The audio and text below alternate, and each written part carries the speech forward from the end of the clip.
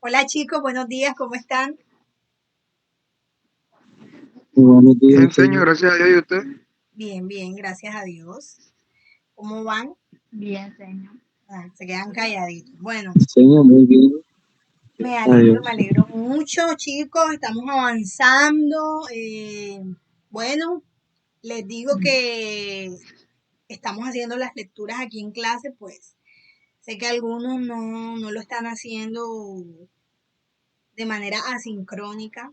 Entonces, cuando llegamos acá, pues yo les trato de, la idea es como explicarles el tema, profundizarlo, pero si ustedes no han hecho la lectura, es complicado. Entonces he decidido por eso que hacemos la lectura en clase y la vamos profundizando y lo vamos dialogando a medida que la hacemos.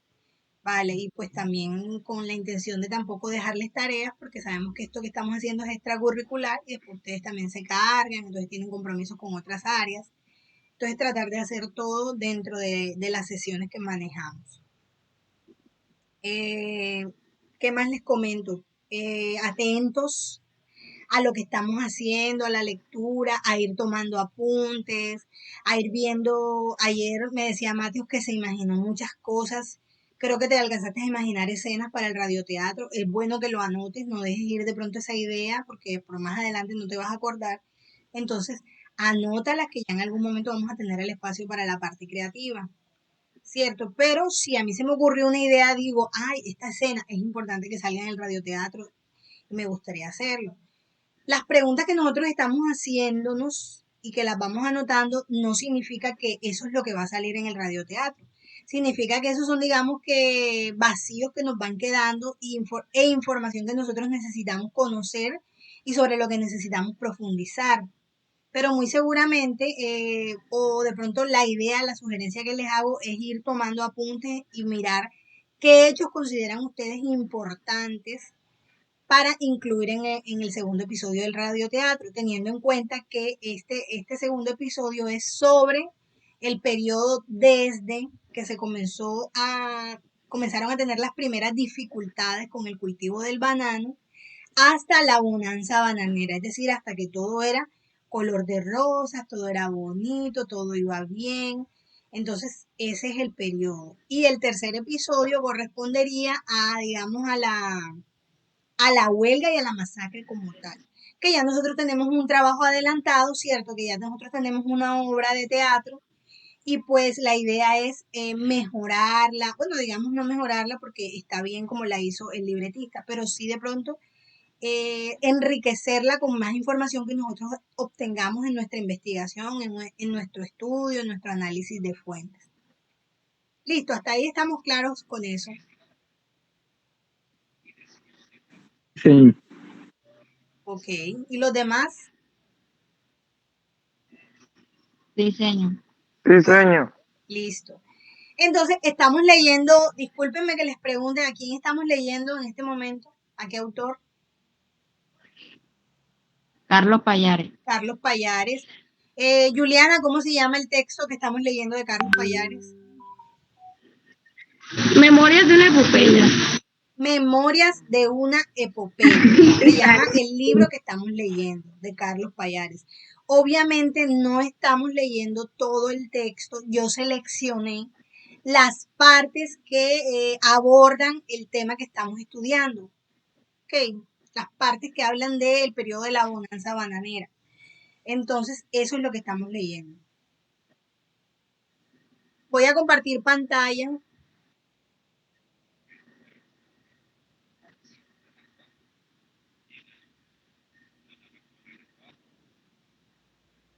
para continuar con nuestra lectura. ¿Cierto? Listo. Ayer quedamos hasta acá. Voy a leer, digamos que la última parte de lo que alcanzamos a leer ayer para retomar la lectura. Dice, una de las tantas razones. Ustedes tienen la pantalla ahí, ¿verdad? La pueden ver. Hola. Sí, señor. Sí, señor. Bueno, yo la veo. Una de las tantas razones procede del comportamiento de una privilegiada clase de hombres y de mujeres radicícolas que jamás pensaron que la gloria podía algún día acabarse. al igual que todos los imperios que han existido en el mundo, que prefirieron atragantarse por los frívolos deleites de la vida, los balsámicos ligores de Bruselas, París y Londres, en vez del obligante y sensato compromiso prospectivo con su gente y geografía. Otra de las razones es la inherente de una clase popular que terminó postrada en el correr de las décadas, entregada a una militancia gestada por los más notorios politicastros de la cosa pública paradójicamente, después de haber ofrecido tal vez el mayor ejemplo de dignidad proletaria que se haya registrado en la historia nacional. Por cierto, atormentó hasta el cansancio a la enquistada hegemonía conservadora, hasta precisamente exponerla debilitada en unas elecciones ganadas por las ideas reformistas del Partido Liberal. Y chicos, esa fue la parte que, pues hasta donde quedamos ayer, y pues no la hemos analizado. Entonces, voy a tratar de explicarles un poco lo que dice esto, y ustedes también pueden ir participando a medida que avanzamos. Ya. Entonces, una de las cosas fue que, en primer lugar, la clase alta, que habíamos dicho ayer, se enfrascó en superficialidades, ¿verdad? Una vida frívola, llena de lujos, y no pensaron en su pueblo, no pensaron en su gente, no pensaron en su región. Bien.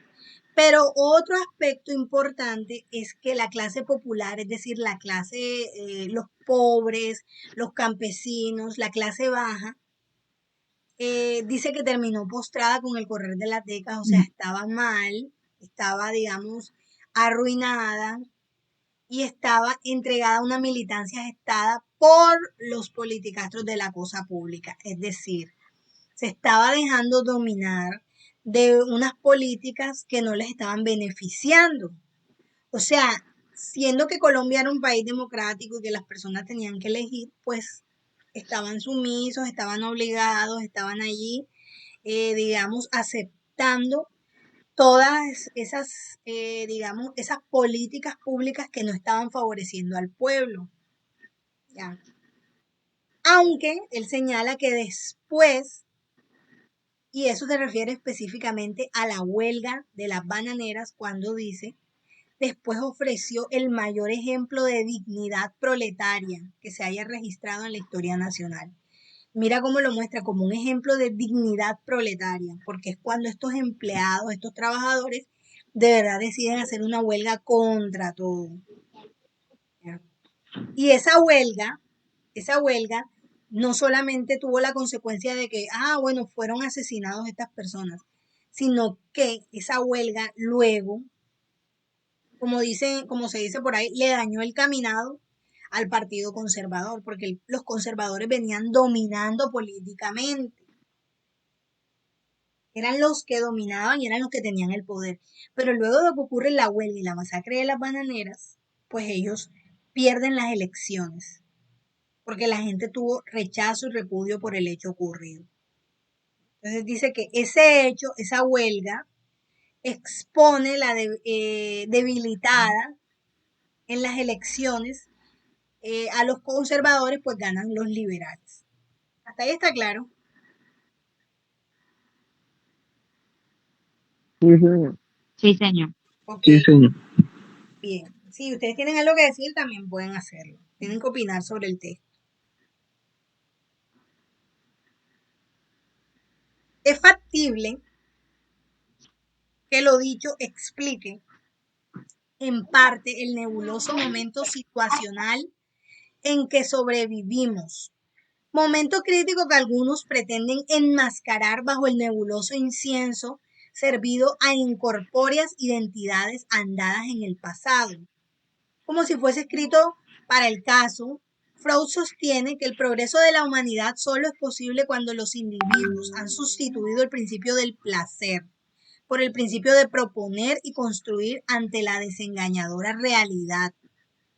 El progreso social solo se nos torna amasable mediante la transformación de nuestra energía vegetativa, de la dulce vida, la del dinero fácil, en poderosa energía de trabajo verdaderamente útil para toda la sociedad. Y mira qué palabras tan poderosas las que dice Carlos Payares aquí, cuando dice que esta situación, o sea, estos dos hechos explican la situación en la que vive la sociedad cienaguera hoy en día, hoy por hoy. Ya él dice que en primer lugar, pues la gente rica, la gente adinerada pensó fue en su propio beneficio y los pobres vivieron sumisos ante esa situación, o sea, no se rebelaron, solo hasta que ocurre la huelga y la masacre de las bananeras. Pero hablando de ese momento que nosotros estamos estudiando, o sea, tenemos esas dos posturas. Ven, y es importante tenerla clara porque esa era una de las preguntas que nos hacíamos ayer. ¿Cómo era la relación entre estas dos clases sociales? Y pues aquí nos están diciendo que la clase social alta solamente vivía para disfrutar, para el deleite, para las francachelas, para el derroche, una vida superficial de lujos, mientras que la clase baja era sumisa ante todas esas políticas públicas que no les estaban beneficiando, pero que ellos iban como que como terneros al matadero, o sea, como cegados, digamos, o sea, como no estaban conscientes de su realidad. Y él dice aquí, para explicarlo, o sea, para profundizarlo, habla de Freud. Y dice que Freud dice que el progreso de la humanidad solo es posible cuando los individuos han sustituido el principio del placer, o sea, cuando los individuos, cuando las personas de una sociedad dejan de pensar en su propio placer, ¿verdad? Y comienzan a pensar en el progreso social, pero de toda la comunidad. Comienzan a pensar en toda la sociedad en general. Mira lo que dice aquí.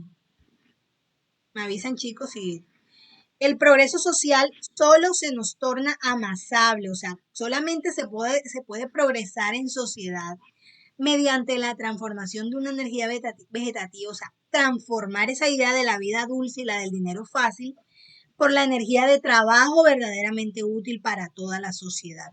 Y esto recalca la crítica que él le viene haciendo a la clase alta o a los de la sociedad, ¿cierto? A esa élite local que en lugar de pensar en el progreso de la sociedad, en el progreso de toda su región y de todos sus, digamos, no se le dice vecinos, se le dice paisanos, en vez de pensar en ese progreso, no, ellos estaban pensando era en ellos mismos. Hasta ahí estamos claros. Claro, sí, señor, claro, a ellos les correspondía esa parte. Obviamente de la élite local, porque los extranjeros, pues obviamente como ellos son extranjeros, ellos no les daba igual, pero obviamente ellos estaban ahí también como en representación a los de aquí, a los que estamos acá, a los de aquí de este representando tanto a nuestra región como a nuestro país y todo eso, que pues para eso era la idea de todo este rol del banano, del ferrocarril, del banco, de esto, de todo lo que ellos fueron creando, todo fue para subir y como digamos, ir evolucionando y trayendo beneficios para la región.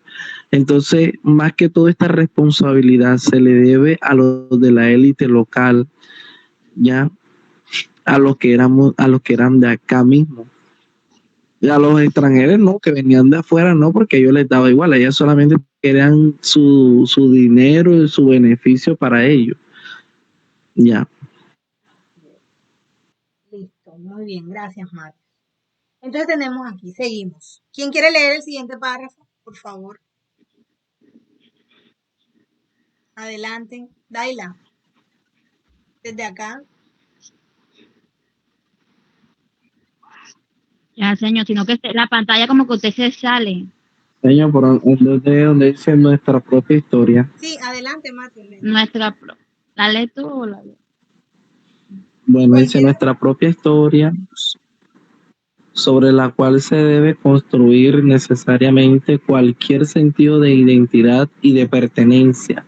También tiene mucho que aportar desde mucho antes que la fundación de Santa Marta. Nuestro territorio fue avasallado por la espada y el crucifijo. Padecimos durante casi 300 años perniciosas formas de explotación y y enajenación. Primero fue el saqueo del oro y el secuestro de nuestros hombres y mujeres por la esclavitud. Aquí dice que a Arreglón. a renglón seguido nos atropelló con con las encomiendas y los rasguños, los Resguardos. escasos, los recuerdos, dice aquí vecinos blancos, reverdencian sobre el cansancio de nuestros indigentes americanos y Indígenas. africanos. Indígenas. Ah, americanos y africanos. Se me ocurre emerger como una incómoda propuesta del debido reconocimiento como un rasgo de identidad. O sea, yo me perdí. Te digo, vas por aquí. Rasgo de identidad Ah, del ya. caribeño. Bueno, rasgo de identidad del caribeño. Dice dice la probada dignidad y la actividad La probada. percibida. Sí, sí. Dignidad, la probada dignidad y la actitud preservativa de la naturaleza, puestas a prueba por nuestras tribus chimilas y taironas. Nobles que sufrieron el exterminio antes de aceptar la oprobiosa esclavitud. Así fue nuestra primitiva forma de vivir y de sufrir. Espero que no haya sido mucha la molestia al pretender reconocer la vida aborigen, me perdí otra vez, aborigen como parte de la historia propia. La provincia de Santa Marta fue abandonada a su suerte por la misma corona española, al igual que el mismo glorioso amanecer independentista del 10 de noviembre de 1820, cuando se llenó la última página de la independencia de la Nueva Granada, con la batalla de San Juan Bautista de la Ciénaga. Muchas gracias. Muchas gracias, Matos. Entonces él aquí hace un recorrido y él dice que ese momento que se vive, digamos, ese momento que se vive, esa actualidad de nosotros, eh, es importante recordarla, ¿cierto? Porque eso nos da a nosotros identidad. Como nuestro proyecto Y, Construyendo Identidad, estudiamos la historia, construimos identidad, nos sentimos que pertenecemos a un lugar. Pero es importante comprender o sea, comprender esa historia y poder de pronto asumir posiciones críticas frente a esto. O sea, él está hablando aquí que nuestro territorio, nuestra gente fue maltratada desde la misma llegada de los españoles, ¿cierto? Cuando se fundó Santa Marta, ¿cierto? Y que con espada y crucifijo, cuando se habla del crucifijo en la iglesia católica, cuando llegaron a imponer una religión, llegaron a imponer una cultura. Y ustedes saben que Ciénaga, pues hacía parte, eran territorios indígenas, ¿ya? Entonces todo el maltrato, todo lo que se sufrió, todo lo que se vivió durante el periodo de la conquista, el periodo de la colonia, ya, incluso dentro de la guerra de independencia, porque como ustedes ya saben, conocen un poco, en Ciénaga se llevó a cabo la última batalla independentista, que fue la batalla de Ciénaga o batalla de San Juan Bautista de la Ciénaga, ¿cierto? Y la población no estaba a favor de la lucha de la independencia, la población estaba a favor de los españoles. Y dicen que lo que ocurrió también fue una masacre, ¿ya? Porque el ejército libertador asesinó también a muchas personas. Entonces, igual lo pasamos así por encimita porque no es el periodo histórico que estamos estudiando. La idea es más adelante continuar los diferentes hechos históricos importantes, relevantes del municipio. Y la batalla de Ciénaga está dentro de esos hechos relevantes. La batalla no, sino también todo el periodo precedente a la independencia, a la conquista, a la colonia, cómo se vivió en nuestras tierras. Entonces, pero más adelante lo podremos ir estudiando. ¿Ok? Muchas gracias por tu lectura, Matos. ¿Quién lee? ¿Quién continúa aquí? Después Yo nos sé, arruina. dale, lee tú, dale, lee tú. Dale, lee tú, voy a una cosa que- Adelante.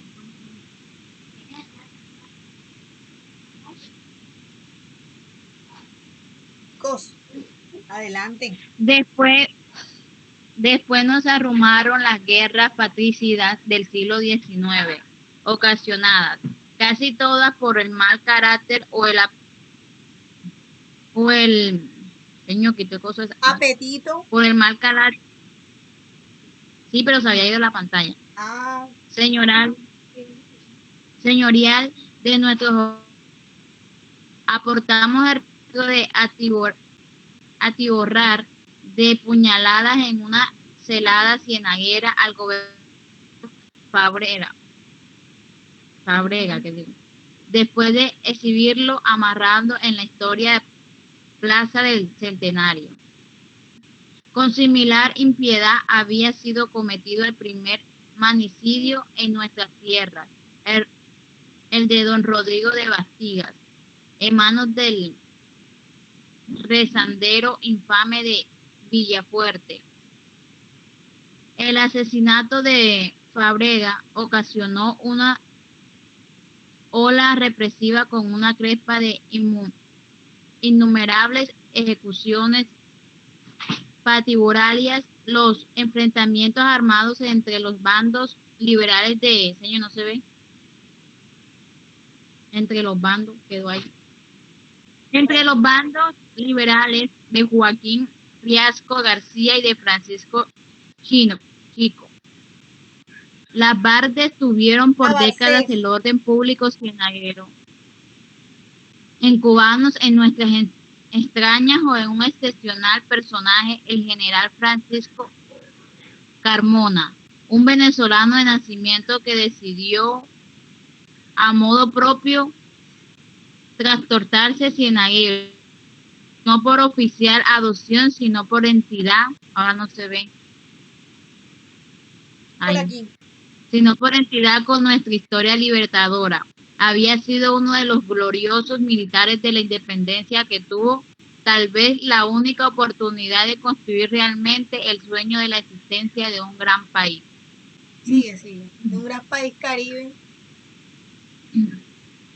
Ajá. Sigo leyendo. Sí, mantuvo su credo. Mantuvo su credo atado al señor, eso no se ve, Ideario descentralista radical. descentralista radical, con las armas empuñadas, conformó durante 2 años el Estado soberano de Manzanares. Una Muy década bien. después, antes de Gracias, mi terminar el amor. siglo Gracias. XIX. Hasta ahí. Bueno, listo. Eso que está sigue el preámbulo de lo que ocurrió antes, ¿verdad? Que nosotros en el primer episodio ya habíamos hablado de ¿se acuerdan cuando a Ciénaga se le llamaba la belicosa?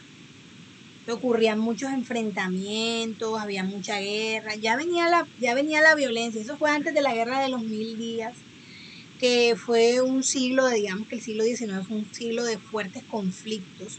Y hubo varias guerras civiles. Claro que la más grande de todas fue la guerra de los 1000 días.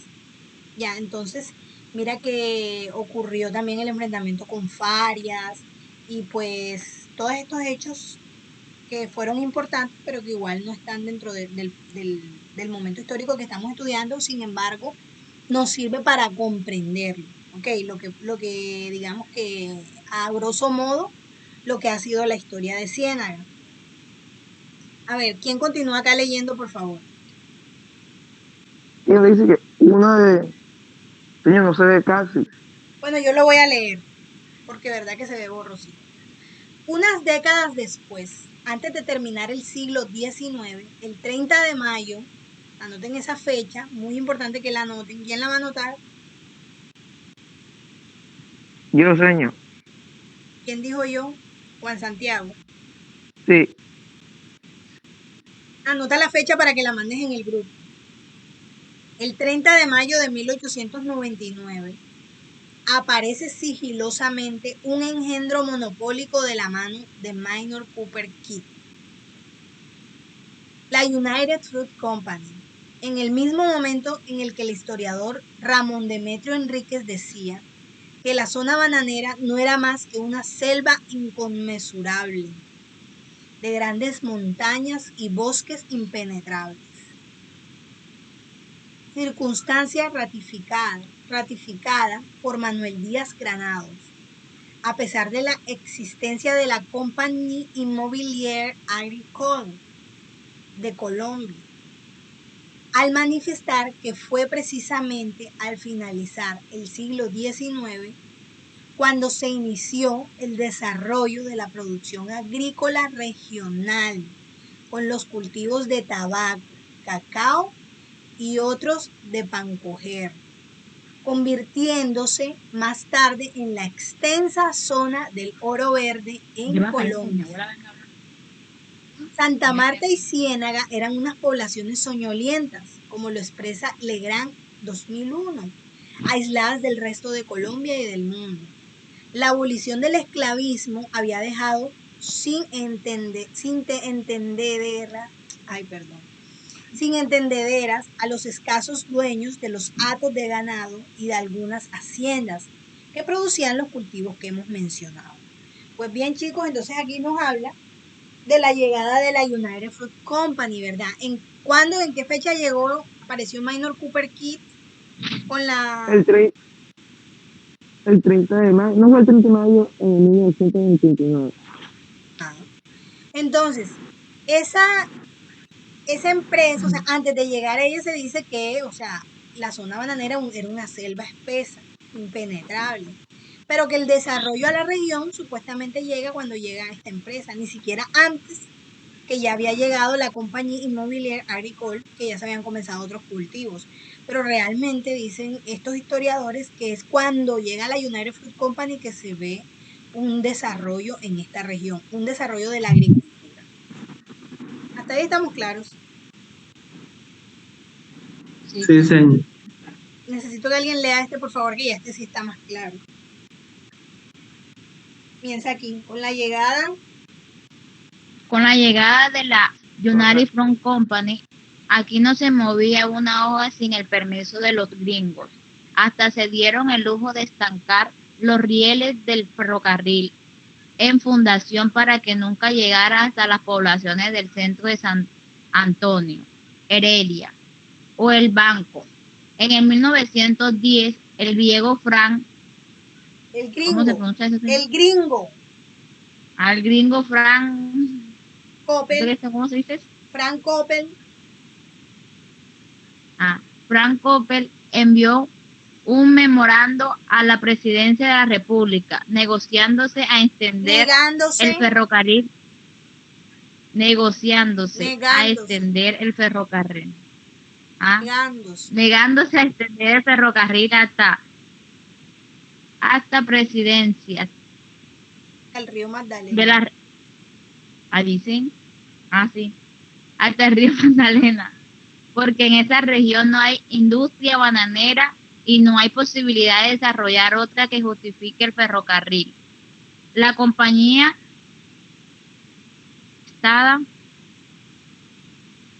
o pagar las multas de caso antes de entender las razones nuestras, de haberse hecho lo estipulado en los contratos. Tal vez Santa Marta o Ciénaga fuesen hoy lo que significa económicamente Barranquilla, el puerto más importante del Caribe colombiano. Nunca sobrará decirlo. Todo esto ocurrió con la benevolencia de algunas familias cienagueras y semarias, que con su proceder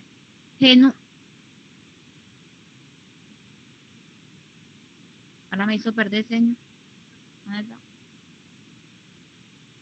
Ahora me perdí. Que con su proceder, vas por aquí.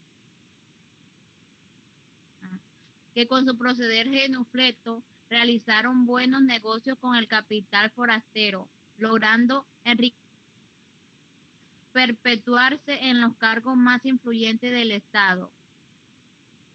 Infiero necesariamente que eran de sus... Se fue la pantalla. Ahí. Que eran de Ya sus... vine. Se te fue. Que eran de sus miembros... No, ya vino. Necesariamente que eran de sus miembros los que bailaban en nuestras cumbias con los fajos de los dólares encendidos, como se acostumbraba a decir ribombantemente Ribombantemente. la falta de las velas o espermas, porque bien es sabio que acomodar esa manera de disfrute a los trabajadores de machete no tiene un sólido asidero Histórico. no Hasta tiene un ahí. solo asidero histórico.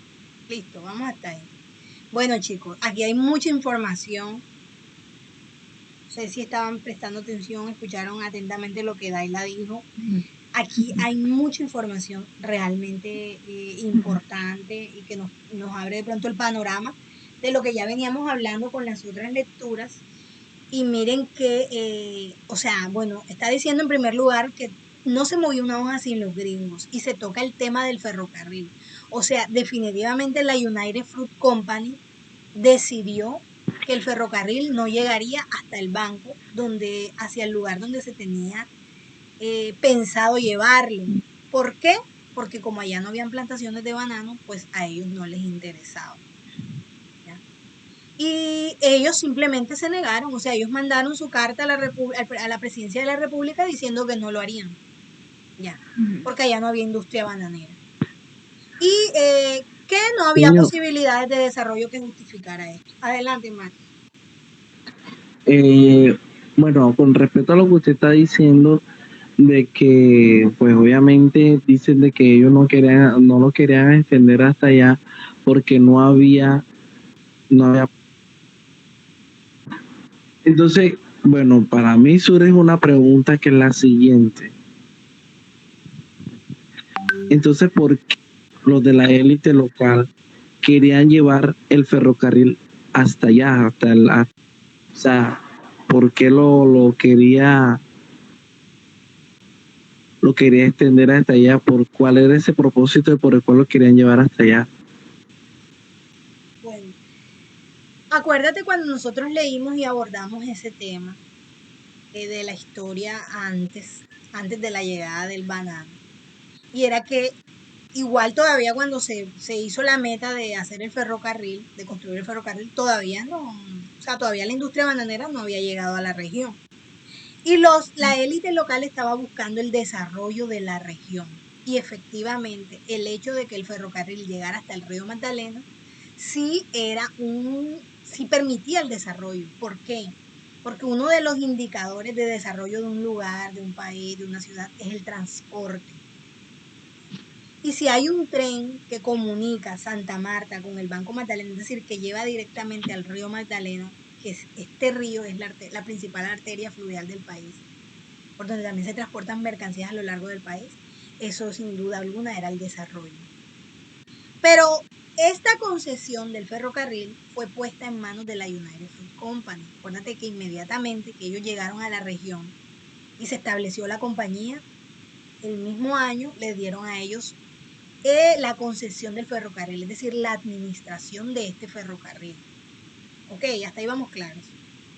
Entonces, ellos tenían unos intereses propios, o sea, a ellos no les interesaba el desarrollo de la región, el desarrollo del país.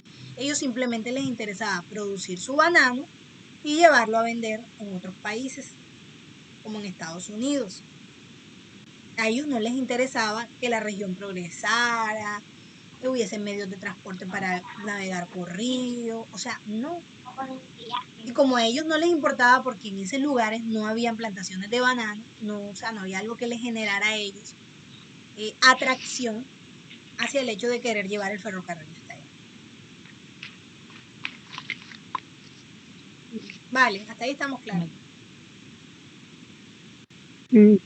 ¿Se responde tu pregunta de esta forma, Matthews? Sí, pues lo que yo entiendo a base de lo que yo estoy preguntando, como querían el desarrollo, pues obviamente para querer el desarrollo se necesitaba era una de esas cosas era el transporte. Ya en ese entonces, como se veía mucho, era el tren y todas esas cosas, entonces por eso era que para comenzar a hacer revolución y todo eso necesitaban un medio de transporte y todas esas cosas, pues obviamente ya entendía el porqué, el propósito de la élite local era llevar el ferrocarril hasta, hasta el banco. Ok. Ahora, mira lo que dice Carlos Payares, y es lo que realmente me imagino que ellos estaban buscando. Si eso sí hubiese ocurrido, si eso se hubiese hecho, entonces esta región, la región bananera, hubiese sido, o Ciénaga o el propio Santa Marta, hubiesen convertido en lo que hoy es Barranquilla. Barranquilla es la ciudad más desarrollada de la costa Caribe. Ya. Si ese ferrocarril se hubiese construido, Ciénaga y Santa Marta ocuparían ese lugar, serían el puerto más importante. Pero mira lo que él aclara, él dice, todo esto ocurrió con la benevolencia de algunas familias cienagueras y samarias, es decir, estas familias con su proceder genuflecto. ¿Qué significa genuflecto? Genuflecto significa arrodillado, ¿cierto? Arrodillado, sumiso. El proceder de estas familias arrodillado ante esta compañía les permitió que esto pasara. ¿Ya? Y era lo que veníamos pensando. Ocurrió realmente una pérdida de la visión de esta élite local que querían muchas cosas y resulta que cuando llegó el banano y llegó la bonanza bananera, se perdieron toda visión y permitieron que esto ocurriera, porque también, o sea, de pronto hubiesen podido hacer algo o de pronto no, pero no hubo intento, o sea, todo ocurrió con la benevolencia de ellos.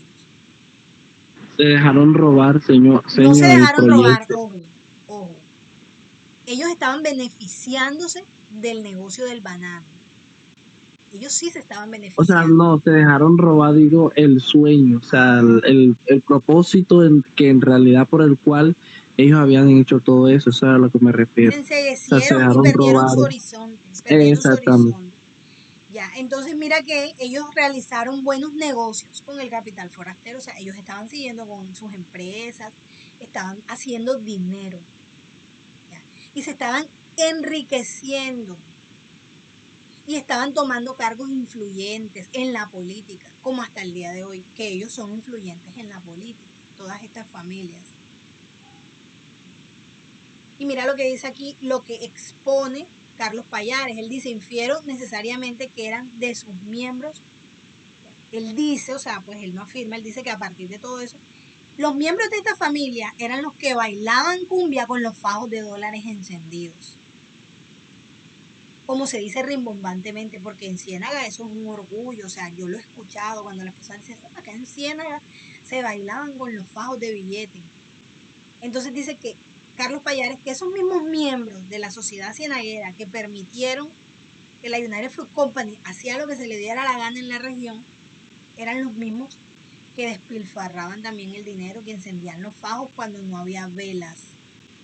Pero dice que el hecho de decir que los trabajadores hacían eso, o sea, él dice que no, que los trabajadores del machete no podían ser las personas que hacían eso, que despilfarraban. Por eso dice que esto es una leyenda. Una leyenda, mira lo que dice aquí, esta persistente leyenda solo pretende maquillar la ignominia ocurrida a los hombres del campo y a toda una generación de prostitutas con alborozos destellantes de una supuesta riqueza colectiva. Ya. Entonces, ¿qué dice Carlos Payares? No, o sea, esa es una leyenda y es una ofensa. Cuando habla de ignominia se dice una ofensa a la dignidad de una persona. Entonces, históricamente, esta persona que hizo sus investigaciones es un historiador, él no acepta el hecho de que eran los trabajadores los que quemaban los billetes y hacían este tipo de derroches, que era mentira. que las personas que realmente hacían esto eran los de la élite local, que comenzaron a enriquecerse con el dinero extranjero y que comenzaron a desinteresarse por el progreso de la región. Ahí vamos claro. Sí, señor. Bueno. Dice, ¿quién quiere leer, por favor? Aquí. Voy a reducirles un poquito más para que... Aquí. ¿Qué es la? Por favor, te quiero escuchar la voz. Comienza desde acá. Profe. Comienza desde aquí, mi amor. La lectura. No olvidemos que una de las razones del pliego petitorio de los trabajadores bananeros fue la del pago salarial en efectivo, dado que los gringos por medio de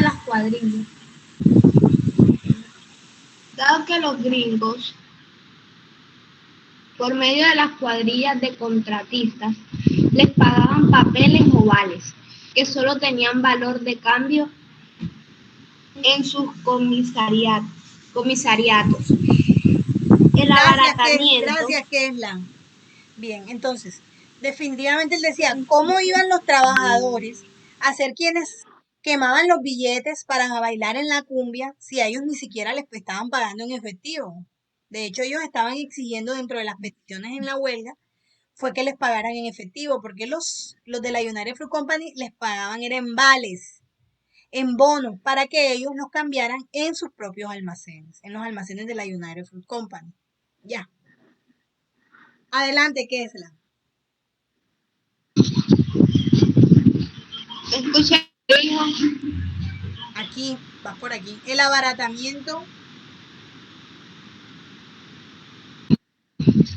El abaratamiento de los productos importados ilegalmente por los gringos estrangulaba nuestra incipiente comercio. A la vez abarataba el costo de la mano de obra empleada en las faenas agrícolas. Curiosamente, la costumbre de los llamados vales aún subsiste en nuestro medio.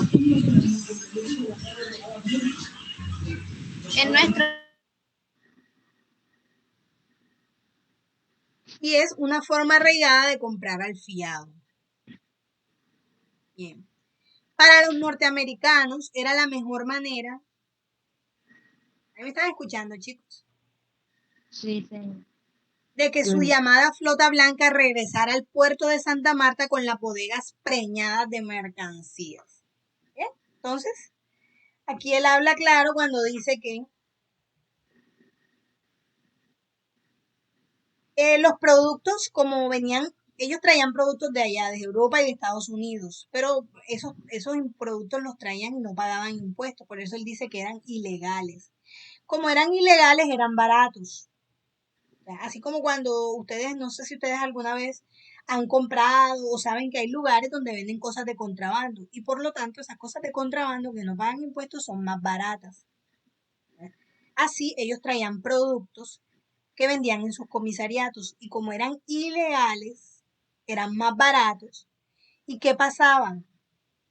Que eso afectaba el comercio de la región. ¿Por qué? Porque como vendían más barato, pues obviamente los de la región iban a vender más caro. Hasta ahí está claro.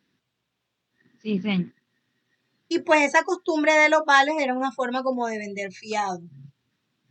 Pero para los norteamericanos, o sea, para los Disculpe, era gringos, que se me había ido el internet. no te preocupes, nena, aquí te entendemos. Okay.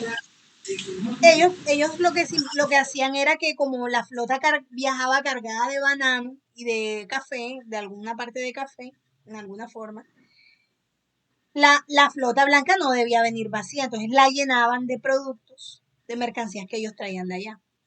Vale. Dice, esta fue crucial razón para que buena parte de los comerciantes cienagueros y barranquilleros apoyaran inicialmente la huelga. Entonces, esto fue una de las razones para que los propios comerciantes cienagueros y barranquilleros apoyaran la huelga. ¿Por qué? Ahora yo les devuelvo la pregunta. Porque Señor, algunos, porque a ellos no les convenía que los extranjeros trajeran su mercancía porque así ellos no iban a tener no iban a tener negocio y el comercio de ellos iba a disminuir y los extranjeros iban a tener más ingresos, por lo que ya ellos estaban revendiendo un producto más barato que el de ellos. Entonces eso no les convenía a ellos porque le tocaría como que bajar su producto para tener competencia con el otro. muy bien. Entonces mira que inicialmente la huelga fue apoyada por los comerciantes. Vale. Bastaría con leer las palabras del presidente de la Sociedad de Comercio de Ciénaga, don Sebastián Carbonó, para entender las razones del óbolo voluntario. Como diría hoy el más tunante de los mercaderes, el negocio por punta y punta. Bien, entonces, ¿quién continúa leyendo por acá? Ya lo leo, señor. Dice, debe, debe quedar claro que los trabajadores agrarios de la zona bananera, acompañados siempre por familiares y colonos establecidos alrededor de la zona cultivable y ocasionalmente por algunos pequeños terratenientes liberales de Ciénaga, Aracataca y Fundación y algunos comerciantes de Ciénaga y Barranquilla no decidieron ir a la huelga sin tener en cuenta una implicable en juego.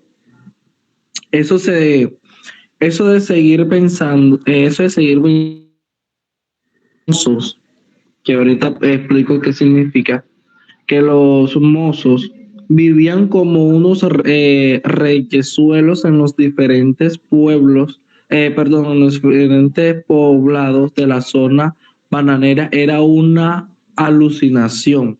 Eso de seguir pensando que unos dirigentes socialistas y liberales la inocularon. Inocularon, sí.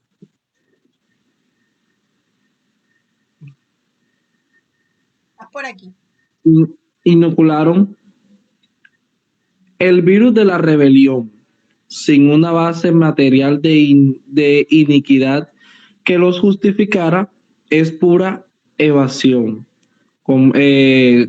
cómplice, cómplice de la triste realidad que vivían los trabajadores del banano.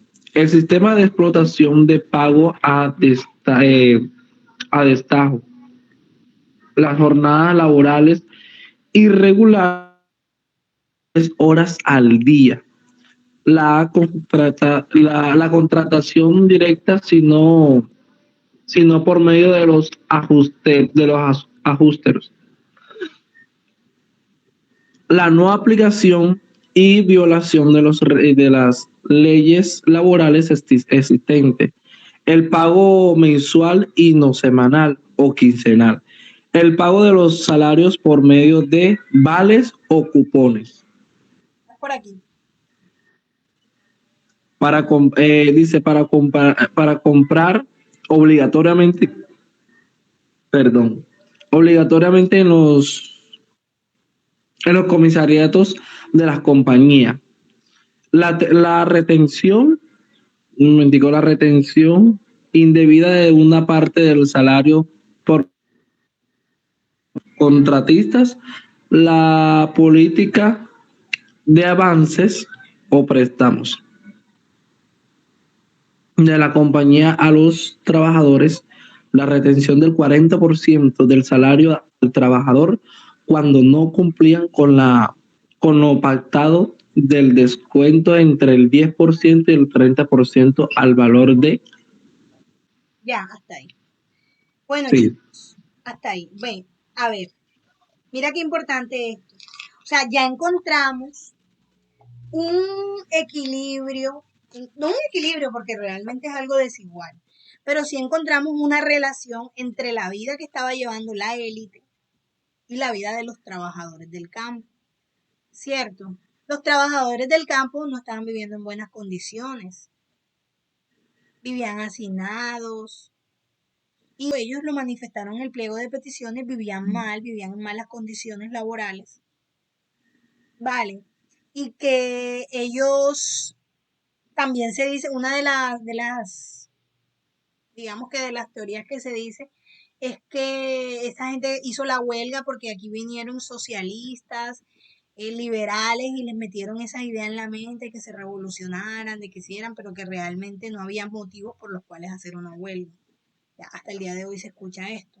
Entonces, aquí están las evidencias, o sí, las evidencias que pone de manifiesto este autor cuando nos muestra cuáles eran las condiciones reales que estaban viviendo estos trabajadores. Y sería muy importante para el radioteatro tener en cuenta, digamos, que bueno, listo, en el tercer episodio ya se habla de la huelga, ¿sí me entiendes? Y ellos dicen, bueno, estos son los 9 puntos del pliego de peticiones, pero qué chévere sería que en este segundo episodio se pudiera incluir esa comparación entre lo que estaba viviendo los gringos, ¿verdad?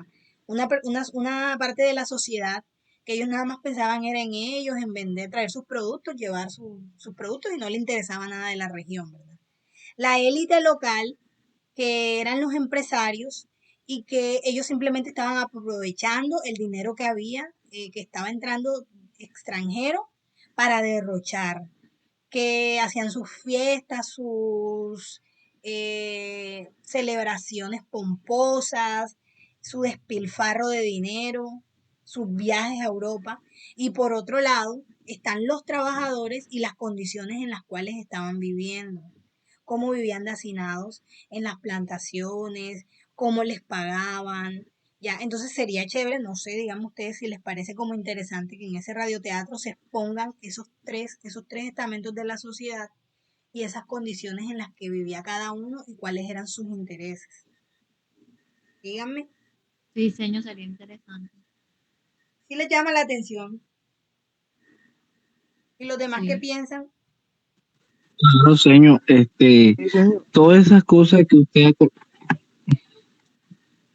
que ha colocado, que ha expuesto ahora, pues es un resumen prácticamente de lo que hemos leído y de todo lo que ha pasado. Es importante que nosotros como radioteatro demos también una buena base del conocimiento que estamos adquiriendo. ¿En qué sentido? Se sabe que el origen de toda esta investigación es la huelga, pero estamos yéndonos atrás para saber cómo fue que se fue generando esta huelga y el por qué. Y todas estas cosas que usted está diciendo de que es bueno colocarlo en el teatro no está de más.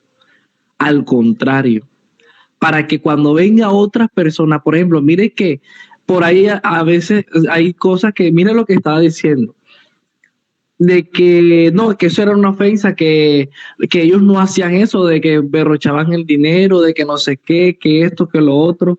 Y otras hipótesis que dicen que va a lo contrario a lo que nosotros hemos investigado hasta el momento.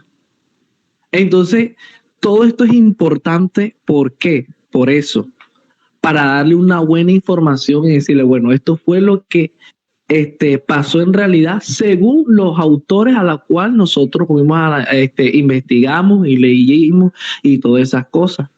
¿Ya? Pues eso es mi forma de pensar, de ver las cosas. No sé qué dice la señora. Muy bien, Matius. Muy bien, te veo muy ubicado. No sé si alguien quiere decir algo más. Listo, entonces vamos a seguir. ¿Quién por favor lee? Señor, ustedes me escucharon todo lo que yo dije. Sí, claro que sí. Ah, No se te cortó la voz en ningún momento. Y es muy importante, y es así. Entonces, eso es como que yo lo que quiero es que ustedes tomen apuntes y todas las ideas que se le vengan a la mente para el radioteatro las vayan teniendo ahí, porque es que después se les van a escapar, ya no se van a acordar de lo que, ay, se me ocurrió en este momento, pues anótelo, anótelo. Vale. Y ya vamos ahí, vamos sacando como cuáles serían esos hechos que vamos a tocar. Y hasta ahora mira que tenemos varios, por ejemplo. Uno de los puntos que debemos tocar en el radioteatro es las dificultades que se presentaron, ¿verdad? Para producir el banano para cultivarlo, no tanto para cultivarlo, sino en cuanto a transporte y la necesidad de que tuviera que venir la inversión extranjera y se formaran las compañías extranjeras hasta que llegó la United Fruit Company, ¿cierto? Eso sería una parte importante. Otra parte importante, el ciclón, la guerra de los 1000 días, la firma del Tratado de Neerlandia, también es importante. Otro punto importante, este que estamos tocando ahora, que es la diferencia entre las clases, toda esa pérdida de visión de la élite local, todo ese desvanecimiento de un sueño que tenían y que se nubló por el dinero, por la riqueza, por la vida de lujos y derroches, ¿cierto? En comparación con una clase trabajadora que estaba siendo exprimida, explotada por unas compañías extranjeras y parece que a sus paisanos no les estaba interesando lo que estaba pasando con ellos. Eso es muy importante dejarlo en evidencia. Y hasta ahí yo pienso que ya van 3 cosas importantes. ¿Ustedes qué opinan? ¿Tienen alguna más o creen que estoy opinando de más? No sé. O sea, que estoy diciendo hechos de más. No, señor, está bien. Entonces vayan anotando eso para que no se les olvide cuando tenemos a la creación colectiva. Juan Santiago, porfa, lee esto. Vamos a ver si nada más es esa. Sí, lees eso y vamos a leer el pie de página, ¿vale?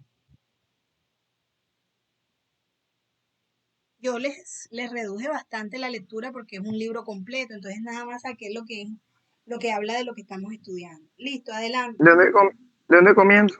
Desde aquí. Hay que la United Fruit Company. Ajá. La United Fruit Company fue puntual de acontecimientos contra pueblos y países ubicados al sur del Río Grande. Desde 1904, ¿cómo que se dice ese nombre, señor? Lawrence Dow Baker. Lawrence Dow Baker, Andrés Preston y Minor Cooper Kirk fundaron la United Fruit Company en 1899. Controlaban la Guatemala Railroad Company y bueno, parte de los ferrocarriles en Honduras y el Ya, 10. hasta ahí. Entonces, miren, chicos, que nos habíamos hecho la pregunta de que si ya no, nada más lideraba Minor Cooper Kit. Y resulta que aquí nos están diciendo que, o sea, que la United Fruit Company fue puntual de acometimiento contra pueblos y países ubicados al sur del Río Grande. O sea, es decir, ubicados al sur de Estados Unidos. ¿Ya? O sea, que de Centroamérica y de Suramérica. ¿Vale? O sea, que ella arremetió contra estos pueblos, abusó de ellos, ¿verdad? Y fue desde 1904 cuando estas 3 personas, Lauren Dow Baker, Andrew Preston y Manuel Cooper Kidd, fueron los que fundaron la United Fruit Company en 1899. Pero ya ellos, o sea, en Colombia llegaron, pero ya ellos venían dominando parte de Centroamérica, ¿cierto? Controlaban el ferrocarril en Guatemala y el ferrocarril en diferentes países donde ellos tenían centro de digamos, cultivos de banano. Entonces, es importante también leer este pie de página. Se lo voy a leer porque de pronto como está la letra pequeña, ustedes no lo van a ver bien, ¿cierto? Dice, los productores de banano nacionales en los comienzos del siglo XX. Mira, lo que tú estabas preguntando, acuérdate, Matius. Los productores de banano nacionales en comienzos del siglo XX producían 57% de la fruta exportada por la United Fruit Company. Es decir, que la United Fruit Company no eran los que producían toda la fruta que se exportaba, ¿cierto? Sino que los productores nacionales también producían fruta que ellos exportaban. Para la década de 1920 y 1929 tenían 35.000 hectáreas de tierra dedicadas al banano. ¿Quiénes? Los cultivadores nacionales, que tú querías saber cuál era el porcentaje de tierras. Mira que dice que tenían 35.000 hectáreas. Esas 35.000 hectáreas dedicadas al banano. Estos aristócratas del banano disfrutaban de una relación simbiótica con la United Fruit Company. ¿Ya? O sea que cuando hablamos de una relación simbiótica es que ambos se benefician. O sea que la United Fruit Company no estaba explotándolos a ellos. ¿cierto? Ella no los estaba explotando, ellos se tenían una buena relación.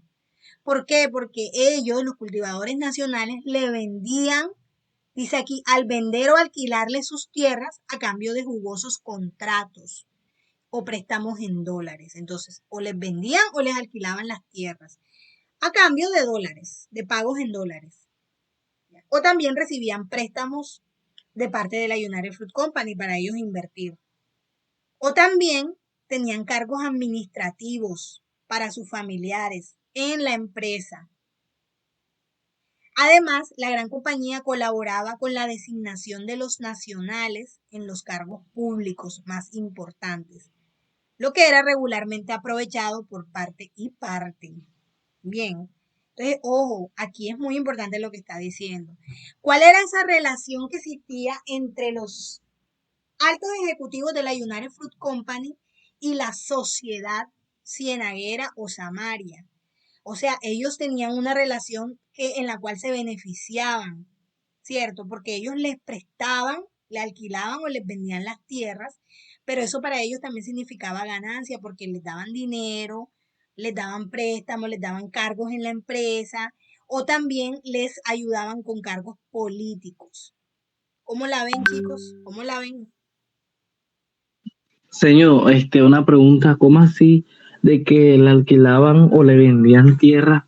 ¿Quién a quiénes? O sea, a los de la United Fruit Company, No, a los los productores campesinos o los nacionales, o sea, la élite local, los dueños de tierra, Ajá, esas familias aristócratas, esas familias de la alta sociedad cienaguera y samaria, eran dueños de ajá, tierras. Ok, obviamente, claro. acuérdate que la United Fruit Company quería muchas más tierras, entonces con ellos era que conseguían esas tierras, o se las compraban o se las alquilaban. Ah, ok. O sea que el problema no tanto, o sea, no tanto era la United Fruit Company, entonces el problema viene siendo entonces desde dónde. No sé cómo lo quieres mirar tú. O sea, hay ahí un problema social y eso está relacionado con los intereses de cada ente. Cada quien tenía sus propios intereses. Y por eso yo les decía, es importante dejar claro o dejar ver en el episodio que vamos a hacer del radioteatro la posición de cada estamento social. O sea, cuál era la posición de esa clase alta, de esa sociedad cienaguera. O sea, ellos estaban pensando en ellos mismos, en sus cargos políticos, en sus puestos en la compañía, en el dinero que recibían, ¿sí ves? Y por eso permitían muchas cosas que hiciera la United Fruit Company, aunque fueran injustas. Y la United Fruit Ya, Company que obtenía, no, lo que ellos querían nada más era tierra para poder producir y manejar y tener su monopolio. Vale, hasta ahí estamos ok, claros. sí, sí. Vamos a dar por terminada la clase, vale. Pero entonces vamos a hacer las preguntas. Cuéntenme qué preguntas les han surgido de la lectura hasta ahí, hasta donde quedamos. ¿Qué aspectos creen que se puede profundizar? Señor, que en esta lectura prácticamente Esto daban todas las respuestas, aquí casi no. La única pregunta que surgió bueno, fue la que hizo este compañero Mateo. De ahí no vi que surgió. Y es la que iba a decir yo también, pero de ahí no surgió. Pero ya está clara aquí. o sea, sí, No. o sea, es muy como que muy explícito, bueno, digamos no un 100%, pero sí, digamos como por un 80% explícito todo lo que decía, o sea, digo yo que, bueno, considero, no porque de pronto no haya hecho preguntas ni nada de esas cosas, sino que, o sea, todo fue explicado de la mejor forma y más que usted también lo desenglosaba mejor también, aún más, obviamente, pues la verdad es que sinceramente yo en mi personal no le sentí la necesidad de pronto hacer alguna pregunta, porque usted sabe que yo cualquier pregunta enseguida yo se la hago Ah, ok. obviamente Bueno, por eso, Yo por ese tampoco. lado. bueno, Pero tú entonces, hiciste una pregunta, Mateo. Sí, te hice Ah, una no, pregunta. pero ahí mismo se respondió dos preguntas, ¿cuál era? pero la misma señora, pues, obviamente Pero la primera que hiciste no respondió, que fue, que la señora dijo, anótala. ¿Cuál fue? ¿Cuál fue? no me acuerdo, no sé, será como tengo mente de Sí, pollo. una. ¿Vieron por qué yo les digo Dice que una. vayan anotando las cosas? Se me olvidó porque yo también le iba a hacer, pero él la dijo. Fue la única que salió. ¿Cuál fue, Bueno, cuando Daila? escuchemos la grabación de la clase, Ajá, la será. buscamos. Daila, tienes esa tarea de buscar cuál fue la pregunta y me la mandas. Ay, Bien, chicos. Chicos, Ay, sí, quiero vale. que anoten, cada uno va, ahora que terminemos en el chat, me va a anotar. Yo les hablé de 3 momentos hasta ahora, de 3 momentos que pueden ser 3 actos del episodio del radioteatro importantes para tocar en el próximo episodio. Se los voy a recordar aquí. Primero, les hablé de la llegada de las dificultades con los cultivos, con el transporte y la necesidad de la llegada de las compañías extranjeras, entre ellas la United Fruit Company, ¿vale? Ese es el primero. Segundo, la guerra de los 1000 días y el ciclón. Tercero, el análisis de las entes sociales o de los estamentos de la sociedad en ese momento. Por un lado los gringos, por otro lado ¿cómo se llama? La alta sociedad y por otro lado los trabajadores o las personas comunes del pueblo raso. ¿Ok? Entonces, quiero como que ustedes vayan anotando eso, me lo mandan ahí al grupo para que vaya quedando ahí y no se les vaya a olvidar. Señor, por favor, ¿será que ay, esa canción, ¿será que lo puede repetir nuevamente? Pero no dictarlo, repetir. Primero, las primeras dificultades con respecto al transporte de los primeros cultivos, con los primeros cultivos de banano. Segundo, la guerra de los y la necesidad de la llegada de las empresas extranjeras, incluida la United Fruit Company. Segundo, la guerra de los 1000 días con la firma del Tratado de Neerlandia y el ciclón. Tercero, esas diferencias o esas posturas, intereses, esa relación entre los diferentes estamentos sociales, que eran por un lado los gringos o los altos empleados de la United Fruit Company, por otro lado la élite local, ¿cierto? O la alta sociedad de ese momento, y por otro lado el pueblo raso, los trabajadores, los campesinos, ellos. ¿Listo?